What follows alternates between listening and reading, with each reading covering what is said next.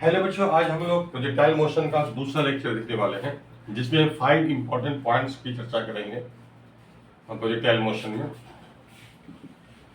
ठीक है, first point में रेंज मैक्सिमम कब होगा, है ना। ठीक है, horizontal range to be maximum, horizontal range to be maximum.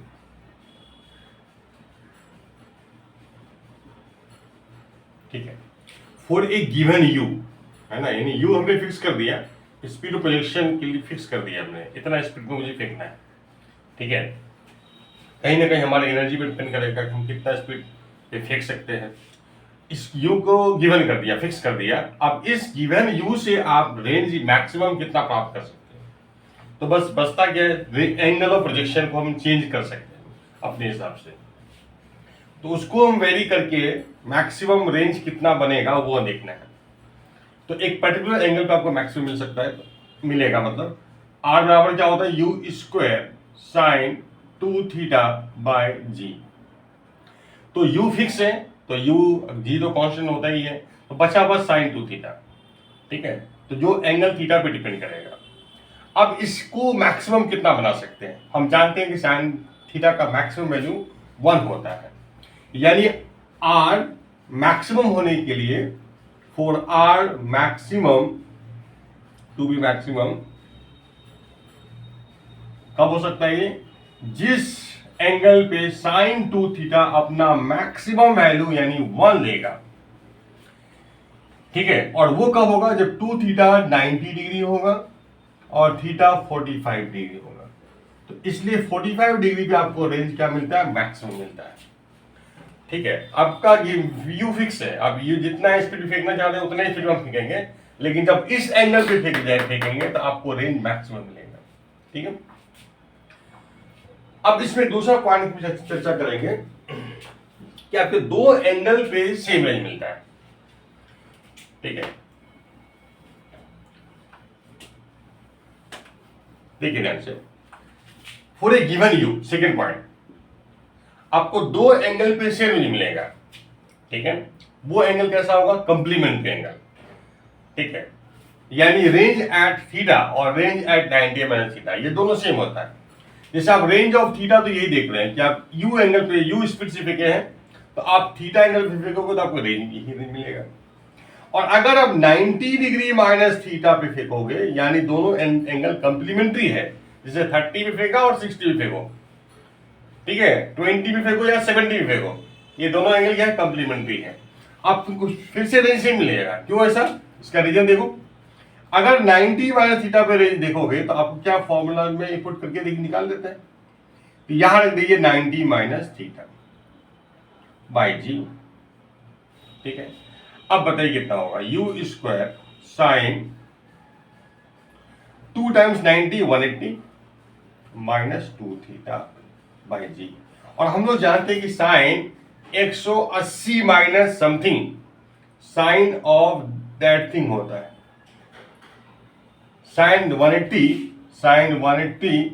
और माइनस एक्स साइन एक्स। ठीक है, इसीलिए sine 180 degree minus 2 theta sine 2 theta होगा। तो आपको दिख रहा होगा कि इस रेंज सेम आ गया। ठीक है, इसलिए range at 90 degree minus theta is same as range at theta. ठीक है, ऐसा हो जाता है। ठीक है, ठीक, अब ये दोनों पॉइंट्स के बेसिस पे कुछ डायग्राम समझाते हैं, डायग्राम से आपको बात समझ में आएगा। ठीक है, तो मैक्सिमम रेंज मिलेगा आपको 945 पे, और दो एंगल जो कि कंप्लीमेंट्री एंगल है उस पर आपको रेंज सेम मिलेगा। देखिए ध्यान से, जैसे मान लेते हैं हम लोग एक 15 डिग्री पे ऑलमोस्ट फेंकते हैं, 15 डिग्री दिखा रहा हूँ सब बोल, और हमेशा हम यू फिक्स करके फेंक रहे हैं। ठीक है, 15 डिग्री है, आपको रेंज ये जाएगा कुछ प्रोजेक्टाइल से। ठीक है, स्पीड यू पे फेंका तो मान लो उसका पाथ ऐसा बना। ठीक है, ये है 15 डिग्री। ठीक है, अब 75 पे फेंको, 75 पे देखो कि उतनी स्पीड फेंकना है आपको, यू स्पीड फेंकना है, तो वो भी आपको रेंज क्या मिलेगा, सेम मिलेगा। बस इस केस में आपको मैक्सिमम हाइट थोड़ा ज्यादा मिलेगा, वही स्पीड फेंक रहे हैं आप। आपको रेंज क्या सेम मिलेगा। तो जो 15 पे रेंज मिल चुका है वही रेंज आपको इतना रेंज लेंथ ये रेंज है सेम मिलेगा आपको, ठीक है। Same horizontal level to same horizontal level है ना, ग्राउंड टू ग्राउंड प्रोजेक्शन की बात हो रही है। तो आपको 15 पे रेंज और 75 पे रेंज सेम है। ये मान लीजिए थीटा 15 है इसका और ये थीटा 75। आप 30 पे फेंकेंगे, 30 पे फेंकेंगे ना तो आपको रेंज थोड़ा सा ज्यादा मिलेगा आपको, मान लीजिए इतना रेंज मिला। जब 60 फेंकेंगे 60 पे, ठीक है, तो रेंज आपको उतना ही मिलेगा। ये 30 हुआ, अब 60 पे फेंकूंगा, उतनी स्पीड फेंकूंगा, सेम स्पीड फेंकूंगा तो आपको रेंज वही मिलेगा, थोड़ा सा मैक्सिमम हाइट आपको ज्यादा मिलेगा, ठीक है। कोई दिक्कत, रेंज उतना ही मिलेगा, ठीक है। यानी 15 से आपको ज्यादा मिलेगा 30 पे रेंज, और 60 पे भी उतना ही मिलेगा, स्पीड सेम, स्पीड सेम। अच्छा 45 में जब फेंकोगे ये 30, अब बीच में जाएगा 45, अब 45 में जब फेंकोगे ना आपको रेंज क्या मिलेगा, ज्यादा मिलेगा, सबसे ज्यादा मिलेगा रेंज। यानी इस गिवन यू के लिए ये रेंज मैक्सिमम है, इससे ज्यादा रेंज आपको किसी भी एंगल पे नहीं मिलेगा, ठीक है। तो ये मिला 45 डिग्री पे, तो सबसे ज्यादा रेंज 45 डिग्री पे मिलेगा, ठीक है, कोई दिक्कत। तो मतलब ये हुआ, ये है 45, ये 0 डिग्री, ये 180 डिग्री, हाँ, और 90 डिग्री, क्लियर है। अब 0 पे तो फेंकेंगे नहीं, तो मतलब जितना 5 डिग्री मिलेगा उतना ही आपको 90 माइनस 5 पे मिलेगा, 85 पे मिलेगा। जितना 10 पे मिलेगा उतना ही 80 पे मिलेगा, जितना 20 पे मिलेगा उतना ही 70 पे मिलेगा, जितना 30 पे मिलेगा उतना ही 60 पे मिलेगा, ठीक है। तो इधर से रेंज बढ़ते जाएगा बढ़ते जाएगा बढ़ते जाएगा। इधर से भी देखिए जैसे मिल तो वही रहा है, मतलब दोनों साइड से आपको बढ़ते जाएगा, और बीच में 45 पे आपको क्या मिलेगा, रेंज मैक्सिमम मिलेगा, इसमें आपको मैक्सिमम मिलेगा, ठीक है। तो दिक्कत, तो जितना 44 पे उतना 46 पे, और तो ठीक है, और ये रेंज लगातार बढ़ते जाएगा और यहाँ पे मैक्सिमम हो जाएगा 45 डिग्री। तो इस तरह से कुछ होता है, ठीक है, क्लियर। अब हम बात करते हैं, ये दूसरा पॉइंट हमने देख लिया, ठीक। अब तीसरी पॉइंट की बात करते हैं, ठीक है। अब मैक्सिमम हाइट कब मिलेगा, हाइट मैक्सिमम कब होगा, ये टाइम ऑफ फ्लाइट मैक्सिमम कब होगा, ठीक है, मैक्सिमम टाइम तक हवा में है ना, और हाइट मैक्सिमम हो, हाइट मैक्सिमम हाइट ज्यादा हो, ठीक है। अगर हम किसी प्रोजेक्टाइल को फेंकते हैं ग्राउंड टू ग्राउंड तो यही तो मैक्सिमम हाइट होता है ना, यही मैक्सिमम हाइट होता है, इसको हमें ज्यादा से ज्यादा करना है, तब क्या होगा। तो for a given you fix करके, है ना, कोई सर्टेन स्पीड पे अगर फेंकेंगे तो मैक्सिमम हाइट हम कितना अचीव कर सकते हैं, और उसको और ज्यादा कितना कर सकते हैं, और ज्यादा कितना कर सकते हैं। तो फॉर ए गिवन यू आपका h होता है u square sine square theta by 2g। अब देखिए साइन स्क्वायर थीटा का जो मैक्सिमम वैल्यू होता है वो 1 होता है, मिनिमम 0 और मैक्सिमम 1 होता है। तो साइन स्क्वायर थीटा का जो मैक्सिमम वैल्यू होता है वो 1 होता है, और जो कि थीटा इक्वल टू 90 पे मिलेगा। जब थीटा 90 रखोगे तब आपको ये मिलेगा, इसीलिए एच मैक्स तभी होगा फॉर ए गिवन यू को फिक्स करके आप देना चाहेंगे, भाई हम यू फिक्स कर लिया 10 मीटर पर सेकंड से हम देखेंगे। अब एंगल को चेंज करना चाह रहे हैं हम, तो मैक्सिमम रेंज मैक्सिमम हाइट को मैक्सिमम करना है, तो आपको तभी होगा जब आप थीटा 90 पे फेंकोगे, तब ये 1 हो जाएगा और एच मैक्स की वैल्यू हो जाएगा यू स्क्वायर बाई 2g, ये आपको मैक्सिमम हाइट मिलेगा, ठीक है। और फिर आप देखोगे टाइम ऑफ फ्लाइट, तो टाइम ऑफ फ्लाइट क्या होता है 2u sin theta by g, 2u sin theta by g।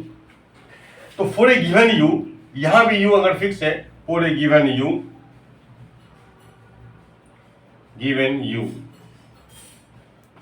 को फिक्स करके अगर फेंकेंगे तो ये भी t मैक्स कब होगा, यानी मैक्सिमम टाइम ऑफ फ्लाइट, यानी मैक्सिमम टाइम तक हवा में रहे, इसके लिए आपको साइन थीटा का मैक्सिमम वैल्यू यूज करना पड़ेगा जो कि 1 है, जो 90 पे मिलेगा, यानी 2u/g। यानी अगर आप दोनों केस में मैक्सिमम हाइट या मैक्सिमम हाइट को मैक्सिमम करना हो या टाइम ऑफ फ्लाइट मैक्सिमम करना हो तो आपको 90 पे फेंकना पड़ेगा, यानी वर्टिकल प्रोजेक्शन करना पड़ेगा, यानी ऐसा कुछ फेंकना पड़ेगा तो आपको 90 एंगल पे, तो आपको रेंज मैक्सिमम हाइट भी मैक्सिमम मिलेगा और टाइम ऑफ फ्लाइट भी मैक्सिमम मिलेगा, यानी यहां से यहां तक जाने वाला फिर आने वाला टाइम मैक्सिमम हो जाएगा। आना और जाना है ना, दोनों हो गया, दोनों में जो टाइम लगेगा that is time of flight, तो ये मैक्सिमम हो जाएगा। ठीक है, तो इस केस में आपको मैक्सिमम हाइट भी मैक्सिमम होता है और टाइम ऑफ फ्लाइट भी मैक्सिमम होता है। ठीक है, क्लियर हो गया, यानी आपको 90 पे थ्रो करना पड़ेगा। ठीक है, नेक्स्ट अब पॉइंट नंबर 4 पे आता है। पॉइंट नंबर 4, ठीक है, ये हमने बताया था कि पिछली क्लास में ही अगर हम लोग किसी भी स्पीड से हॉरिजॉन्टल से थीटा एंगल बनाते हुए फेंकते हैं हम लोग, ठीक है, तो चूंकि हॉरिजॉन्टल डायरेक्शन में कोई एक्सेलरेशन कंपोनेंट नहीं है इसलिए इस डायरेक्शन का वेलोसिटी कांस्टेंट रहता है। ठीक है, ये है आपका मान लीजिए यू, थीटा एंगल पे मैं फेंका। ठीक है, तो जैसे जैसे पार्टिकल ऊपर जाएगा इसका वर्टिकल कंपोनेंट जो है वो कम होती जाता है। अगर इसको मैं एक्स एक्सिस मान लें, इसको वाई एक्सिस मान लें, ठीक है, तो यहां पे u sin थीटा है vertical component velocity, initial velocity का, और ये है u cos थीटा। ये कंपोनेंट हर जगह सेम रहेगा लेकिन ये कंपोनेंट चेंज होते रहता है, कम होते रहता है ना। और देखिए ना, जिससे जो ऊपर जाएंगे ना आपका वेलोसिटी जो बनेगा,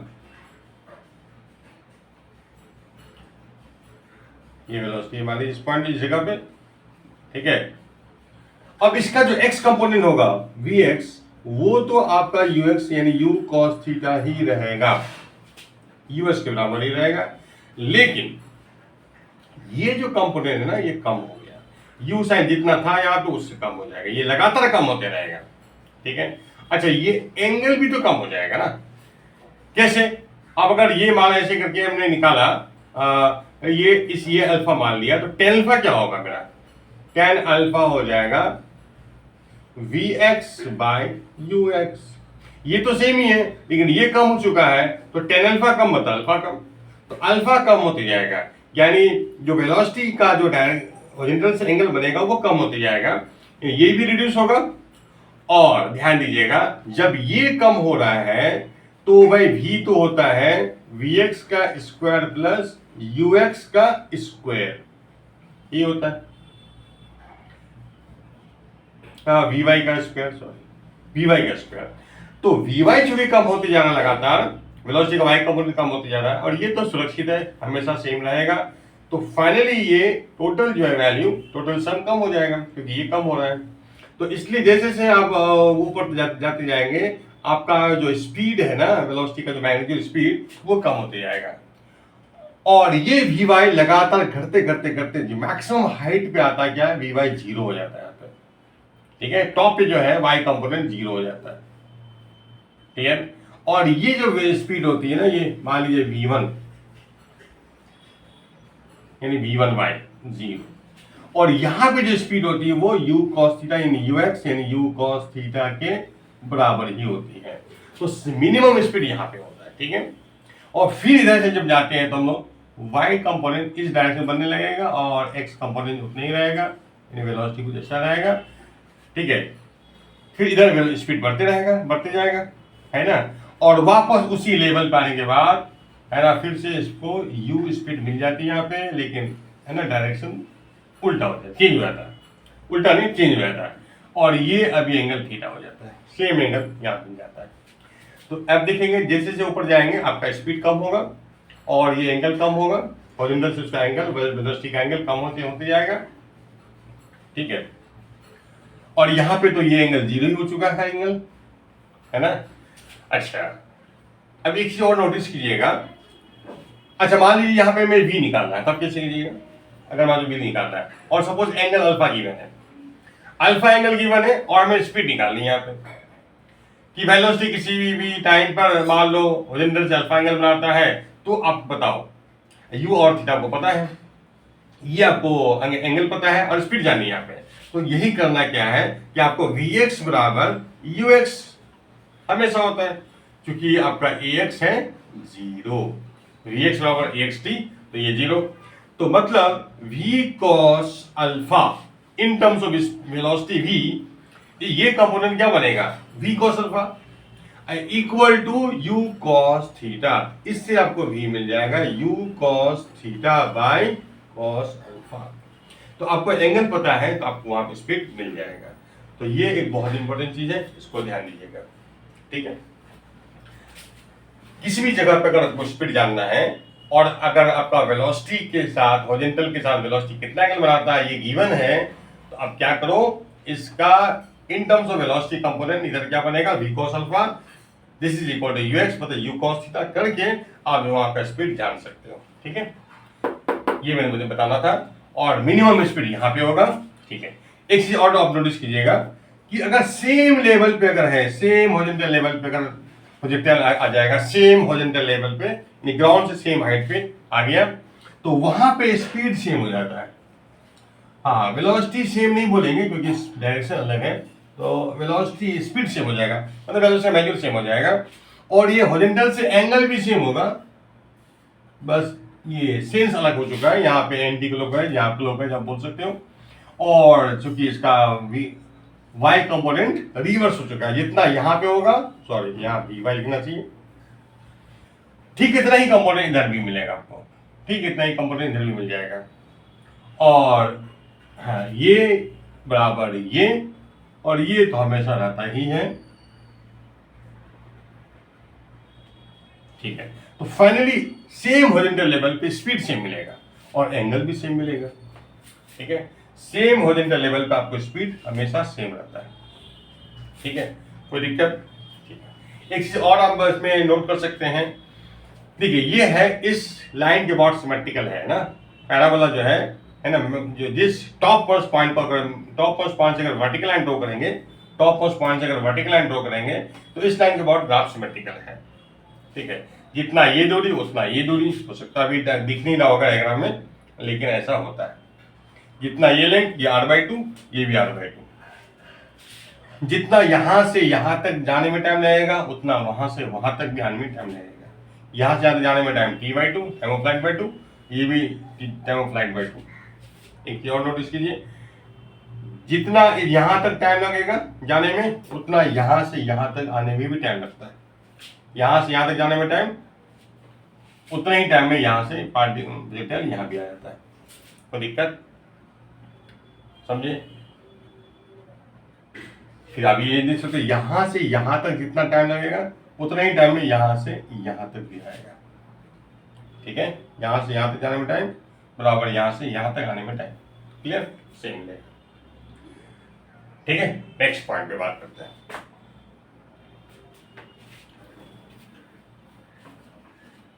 अब पॉइंट नंबर 5,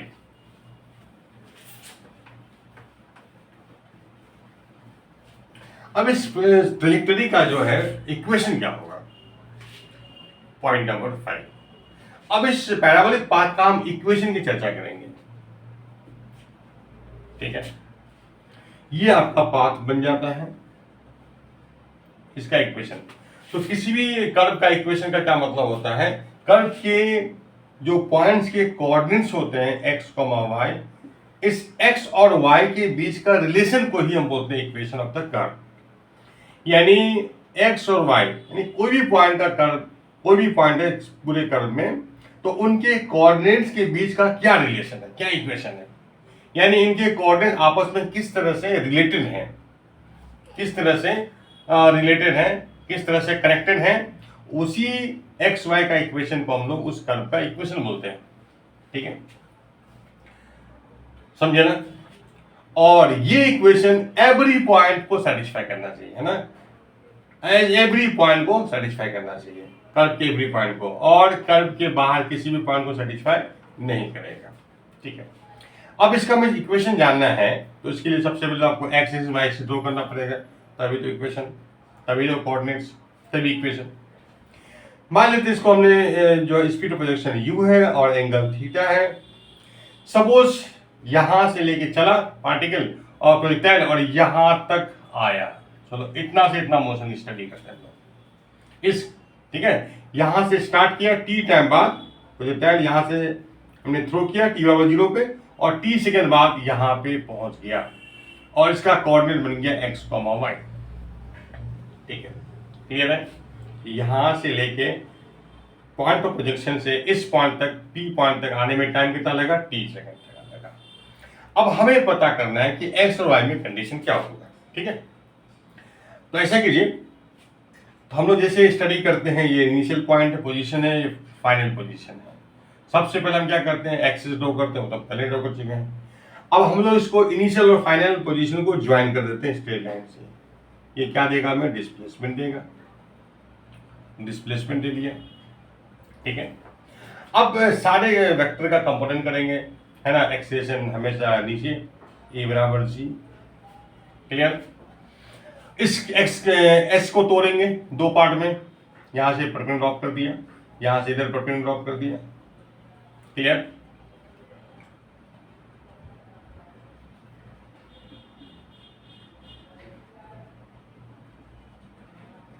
ठीक है, और ये फोटो परपेंडिकुलर, ये हेड बना दिया, दिस इज एस एक्स और दिस इज एस वाई, ठीक है, क्लियर। अच्छा, ऐसे से आप देख सकते हो कि इस पॉइंट का एक्स कोऑर्डिनेट, एक्स का मतलब ये दूरी एक्स है, और इस पॉइंट का वाई कोऑर्डिनेट अगर वाई है तो ये दूरी वाई है, ठीक है। तो आपका एस वाई आपका प्लस वाई होगा, और एस एक्स आपका प्लस एक्स होगा, ठीक है ना। तो एस एक्स आपका एक्स हो गया, एस वाई आपका वाई हो गया, प्लस वाई, क्योंकि एस वाई जो है पॉजिटिव वाई की तरफ है, तो प्लस एस वाई, हाँ प्लस वाई, और ये डिस्टेंस तो एक्स है और ये पॉजिटिव एक्स की तरफ है, इसलिए एस एक्स प्लस एक्स, ठीक है। अब बताइए एक्स एक्सिस वाई एक्सिस दिशा में लिखते हैं लोग, है ना। यू एक्स कितना होगा? इसका ब्रेक करेंगे कंपोनेंट, इधर आएगा यू कॉस थीटा, इधर जाएगा यू साइन थीटा। ये कंपोनेंट टूवर्ड्स पॉजिटिव एक्सिस है, तो प्लस यू कॉस थीटा।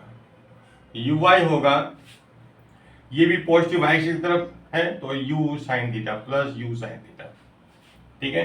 ए एक्स आपका 0 होगा, क्योंकि ए जो एक्सेलेरेशन वेक्टर है वो एक्सिस के पैरेलल है, इसका एक्स कंपोनेंट 0, और ए वाई होगा क्योंकि ये कंप्लीटली जो है वाई एक्सिस के, इसका पूरा का पूरा वेक्टर वाई के लंग चला जाएगा, लेकिन है टुवर्ड्स नेगेटिव वाई एक्सिस, तो माइनस जी,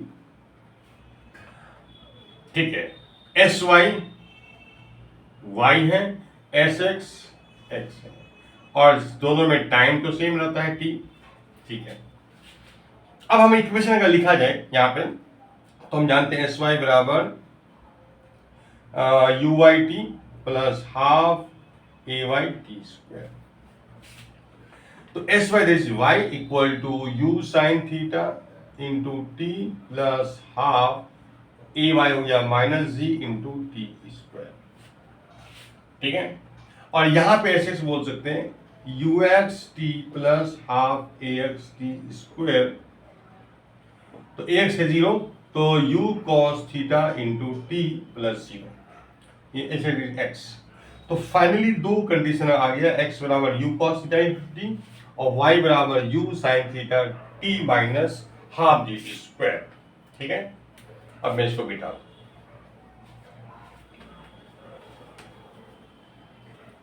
ठीक है। तो फाइनली ये दो कंडीशन आ गया, ठीक है। इसको भी हम इक्वेशन बोलेंगे, ठीक है। अब इसको हम बोलते हैं पैरामीट्रिक इक्वेशन, y बराबर you sine theta T minus half G T square, इसको हम बोल सकते हैं पैरामीट्रिक इक्वेशन। अब पैरामीटर क्या होता है? मतलब पैरामीटर मतलब वेरिएबल, पैरामीटर पैरामेट्रिक इक्वेशन, ठीक है। पैरामीटर क्या होता है? वेरिएबल होता है जो पॉइंट टू पॉइंट वेरी करे। तो यानी यहां पे देखो कि हर पॉइंट तक पहुंचने में जो टाइम लगता है वो अलग अलग होता है। यहां पहुंचने में टाइम अलग लगेगा, यहां पहुंचने में टाइम अलग लगेगा, इस पॉइंट तक पहुंचने में टाइम जो लगेगा रिक्वायर्ड होगा वो अलग होगा। तो हर पॉइंट तक रीच करने का टाइम क्या है? प्रोजेक्टाइल का अलग अलग है। तो time act as a parameter, ठीक है, जो पॉइंट टू पॉइंट चेंज हो रहा है। समझे? क्लियर? अगर किसी पॉइंट तक पहुंचने में यहां से टाइम पता हो गया तो उस पॉइंट को टाइम को रख करके हम उसका एक्स कोऑर्डिनेट वाई कोऑर्डिनेट यानी उस पॉइंट का लोकेशन बता सकते हैं, पोजीशन पता कर सकते हैं, पोजीशन कहां पे होगा। ठीक है, ये फायदा है।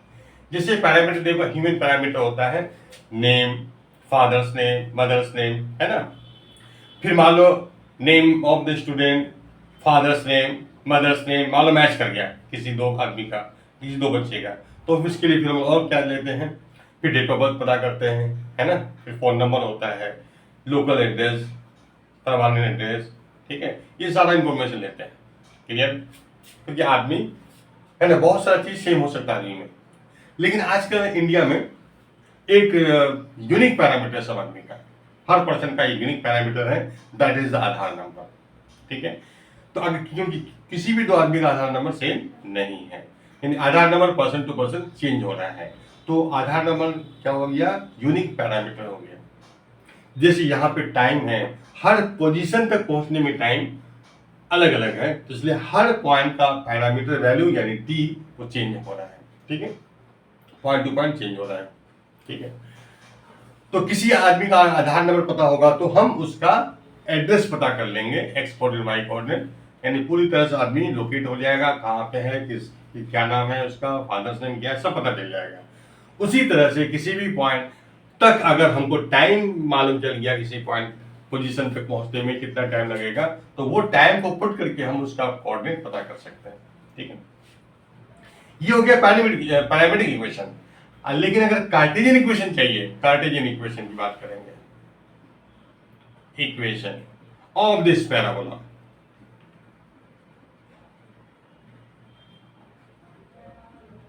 ठीक है ना, मतलब हेडिंग क्या देना था 5 नंबर पॉइंट में, है ना, equation of trajectory, equation of path, trajectory of projectile, यानी इस पैराबोलिक पाथ का इक्वेशन चाहिए। ठीक है, अब हम कार्टेशियन इक्वेशन की बात करेंगे। ठीक है, अब हमें ये टाइम को एलिमिनेट कर देंगे, जो टाइम यहाँ है वही टाइम यहाँ पे है, तो ये टाइम का वैल्यू यहाँ से निकाल के यहाँ पुट कर देते हैं। तो फर्स्ट इक्वेशन जब अगर टाइम निकालेंगे तो हमको पता चलेगा x by u cos theta. अब इसी टाइम को यहाँ पे रख देते हैं सेकेंड इक्वेशन में, u साइन थीटा। ऐसा करके हम उसका कार्टेशियन इक्वेशन जो x बाई में होता है वो मिल जाएगा। तो x by u cos theta minus half g x by u cos theta का होल स्क्वायर। ठीक है, ऐसा हो जाएगा।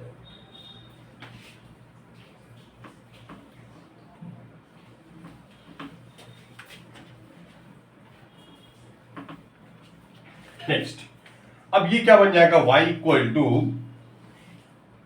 यू कट जाएगा तो x tan theta sine by cos is tan, x tan theta minus ये बन गया g half g x square by u square cos square theta, तो g by 2u square cos square theta into x square, ये बन जाएगा। ठीक है, तो ये आपका बन गया कार्टेशियन इक्वेशन। क्लियर? जैसे मान लो आपको दे देगा एग्जांपल के तौर पे, ठीक है,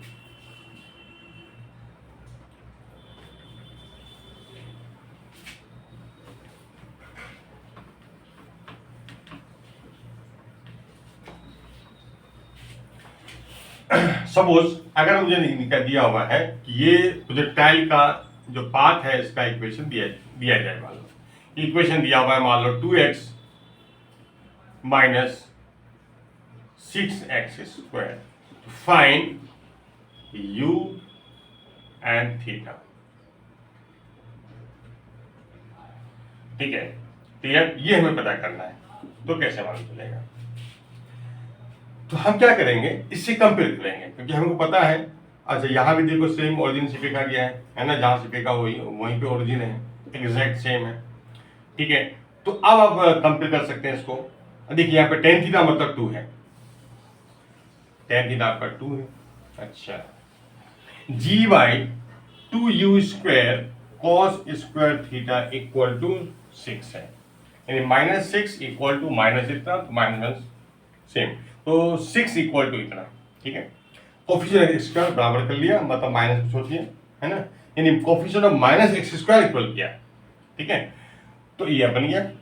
अब जी का वैल्यू मान लीजिए, जी आपको लेना है 10, आसानी के लिए, कैलकुलेशन आसान करने के लिए 10, तो 10/2 टाइम u²। अब हम ये cos थीटा कैसे निकालेंगे, cos स्क्वायर थीटा। ठीक है, कैसे आएगा ये। अब यहाँ पे चाहे तो ऐसे कर सकते हैं, टेन थीटा को आप p/b मान लो, कि राइट एंगल ट्रायंगल में आप समझ लो कि आपका टेन थीटा वाला ये थीटा है, तो ये 2/1 है, तो ये p/b मतलब 2/1, तो ये बन जाएगा पाइथागोरस थ्योरम से √2 का स्क्वायर प्लस 1 का स्क्वायर, यानी √5। जब टेन थीटा है तो p/b है, तो p मतलब 2, b मतलब 1, तो मतलब cos थीटा हो जाएगा b/h, b मतलब 1/h मतलब √5। ठीक है, तो cos स्क्वायर थीटा हो गया, यानी 1/5। ठीक है, ये 5 ऊपर जाएगा, ये कट जाएगा, ये ऊपर जाके, है ना, 25/u² इक्वल टू 6, यानी u² equal to 25/6, u equal to 5/√6 metre per second. इस तरह से आपका आंसर आ जाएगा। ठीक है, क्लियर हो गया। हाँ, वैसे हमें यूनिट बोलना चाहिए, अगर आपको मतलब यूनिट मेंशन नहीं कि x मीटर में है कि सेंटीमीटर में है, तो आप यूनिट लिख दीजिए, इतना यूनिट। ठीक है, तो यू आ जाएगा। क्लियर, इस तरह से हम लोग काम कर सकते हैं।